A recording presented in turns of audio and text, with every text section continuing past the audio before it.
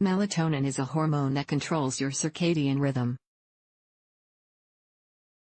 Your body makes it when you're exposed to darkness. As your melatonin levels increase, you start to feel calm and sleepy. In the United States, melatonin is available as an over-the-counter, OTC, sleep aid. You can find it at the drugstore or grocery store. The supplement will last in your body for about 5 hours. Some people need additional melatonin to regulate their circadian rhythm. It's used to help circadian rhythm disorders in travelers with jet lag, shift workers, people who are blind, people with dementia, people who take certain medications, children with neurodevelopmental disorders, like autism spectrum disorder. But melatonin isn't just for sleeping better. It's also used for migraine, attention deficit hyperactivity disorder, ADHD, and irritable bowel syndrome, IBS. Let's explore how melatonin works, along with how long it lasts and the best time to take it. How does melatonin work? Melatonin is produced by the pineal gland, which is located in the middle of your brain. The pineal gland is controlled by the suprachiasmatic nucleus, SCN. The SCN is a group of neurons, or nerve cells, in your hypothalamus. These neurons control your body clock by sending signals to each other. During the day, the retina in the eye absorbs light and sends signals to the SCN. In turn, the SCN tells your pineal gland to stop making melatonin. This helps you stay awake. The opposite happens at night. When you're exposed to darkness, the SCN activates the pineal gland, which releases melatonin. As your melatonin levels increase, your body temperature and blood pressure drop. The melatonin also loops back to the SCN and slows down neuronal firing, which prepares your body for sleep. How long does melatonin take to work? Melatonin is quickly absorbed by the body. After you take an oral supplement, melatonin reaches its peak level in about 1 hour. You may start to feel sleepy at this point. But like all drugs, melatonin affects everyone differently. It might take more or less time for you to feel the effects. Extended release melatonin versus regular melatonin. Regular melatonin tablets are immediate release supplements.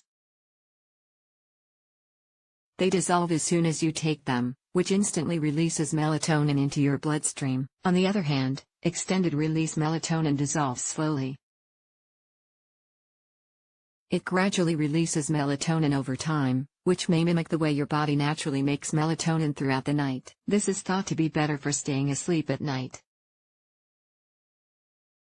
Extended release melatonin is also known as slow release melatonin, continuous release melatonin, time release melatonin, prolonged release melatonin, controlled release melatonin. A doctor can help you decide if you should take regular or extended release melatonin. Proper dosage. Generally, the proper dose of melatonin is 1 to 5 milligrams.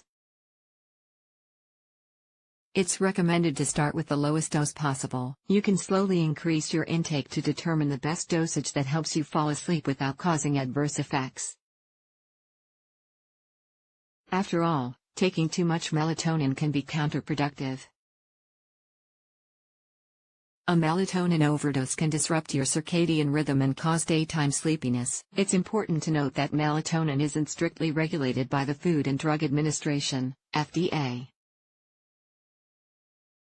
That's because melatonin isn't considered a drug. Therefore, it can be sold as a dietary supplement like vitamins and minerals, which aren't closely monitored by the FDA.